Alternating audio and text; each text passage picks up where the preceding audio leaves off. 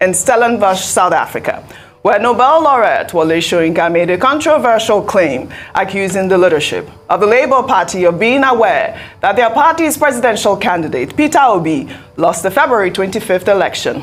The Nobel laureate was speaking at an event titled The Lives of Wole Soyinka, a dialogue organized by Africa in the world.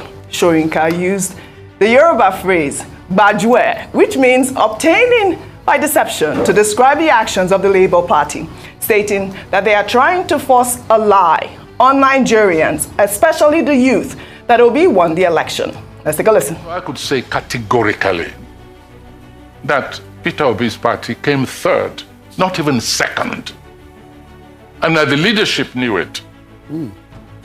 Well, they wanted to do what we call in Yoruba, Bajue. That is, you know, you have force of arms. You also have force of lies. And it was gearing up towards violence. They were going to send some of the hardliners, were going to send crowds, young people into the streets to demonstrate. I'm always ready to be among such demonstrators, but only on the banner of truth, not of lies, not of deceit. Peter Obi achieved something remarkable there, that he broke that mold. Yes, however, he did not win the election.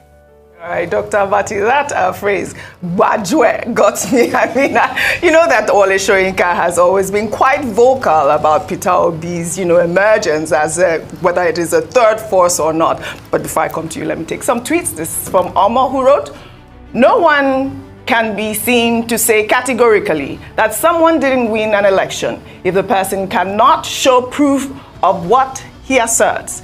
It is on Prof to show us why his assertion is true. Was he in the 36 states monitoring the elections, or his agencies were, or a report affirmed so?" Well, Lawrence also wrote, "Why does Wole Soyinka feel so comfortable saying terrible things against Peter Obi? He claims Peter Obi was mobilizing youth for protest, while in truth, Peter Obi was the one telling the youth to keep away from protests. The youth are blaming Peter Obi for not allowing them protest. Wole Soyinka is saying Peter Obi was mobilizing the youth to protest." I mean, Lawrence's tweet was quite apt. We do know that Peter Obi has been telling everyone to stay calm until Judgment Day. Judgment Day has come and gone, and we have not seen any violence. So, I mean, it is quite worrisome to hear Professor Wole Soyinka make such assertions. Dr. It's Abati. very straightforward. Yeah. The obedience, Yes. those characters on social media Yeah. who give Peter Obi a bad name, Yeah. they finally lost Professor Wole Soyinka. You recall that before now he had complained about this obedience, some people call them some other names, operating on social media and forcing Peter Obi down everybody's throats. And he said, look, at that time, that Peter Obi was even his favorite candidate because he wanted change in Nigeria, and he thought somebody else, new blood, should provide the leadership.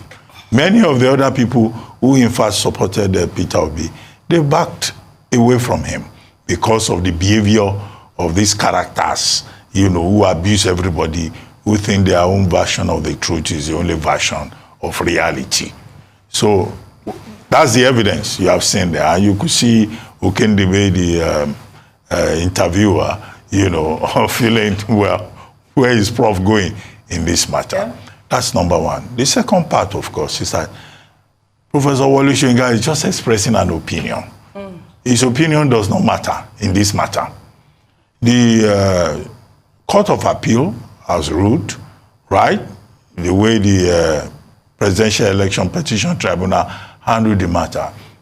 Mr. Peter Obi himself and the other petitioner, the People's Democratic Party and Atiku Abubakar, they have said they are going all the way to the Supreme Court. What the law provides for is that it's the apex court in presidential matters that we have the final say.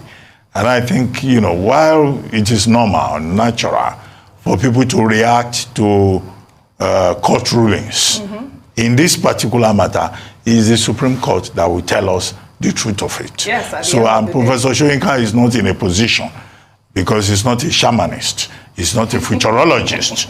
He once wrote a play called Requiem for Futurologists.